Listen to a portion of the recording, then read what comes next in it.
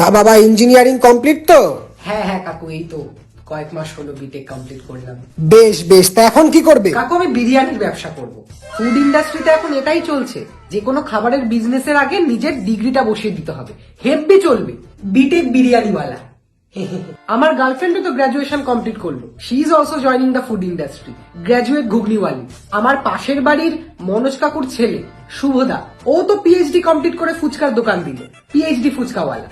বিরিয়ানি আগে চলতো তার টেস্ট কিরকম, তার কোয়ালিটি কিরকম তার উপর, এখন বিরিয়ানি চলে প্রমোশনের উপর, ফুড ব্লগারদের প্রমোশনের উপর। আমি সবকিছু প্ল্যান করে নিয়েছি। বিরিয়ানির দোকান দিচ্ছি মানেই যে প্রত্যেক মাসে বিরিয়ানির দোকান থেকে আমার অনেক টাকা উঠে আসবে সেরকমটা তো নয় না। তাই জন্য আমি ফেসবুকে একটা পেজ আর ইউটিউবে চ্যানেল খুলে নিচ্ছি।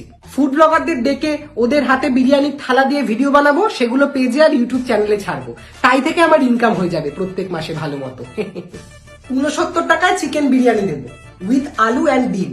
তারপর ফুড ব্লগারদের আমার দোকানের পিছনে লাইন পড়ে যাবে, তারা বলবে 69 টাকায় চিকেন বিরিয়ানি, তাও কি পসিবল?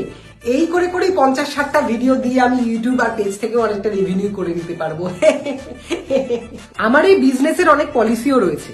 আনলিমিটেড পলিসি, আনলিমিটেড শব্দটা শুনলে পেট খারাপ নিয়েও লোকজন বিরিয়ানি খেতে চলে আসে।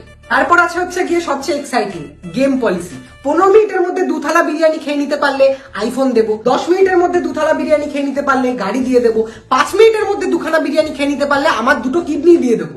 আর এই বিজনেস করার পিছনে আমার মেন উদ্দেশ্য হলো গিয়ে ফেমাস হওয়া। তো এই সমস্ত বিরিয়ানির দোকানের মালিকদের আজকাল সব রকম রিয়ালিটি শোতেই ডাকছে, আমাকেও ডাকবে আশা করি, ঠাকুরের ইচ্ছা।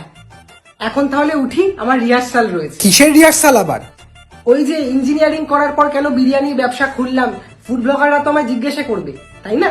সেটার উত্তর দিতে হবে না, সেটাই রিহার্সাল করবো, একটা স্ক্রিপ্ট লিখে রেখেছি। এলাম, হ্যাঁ।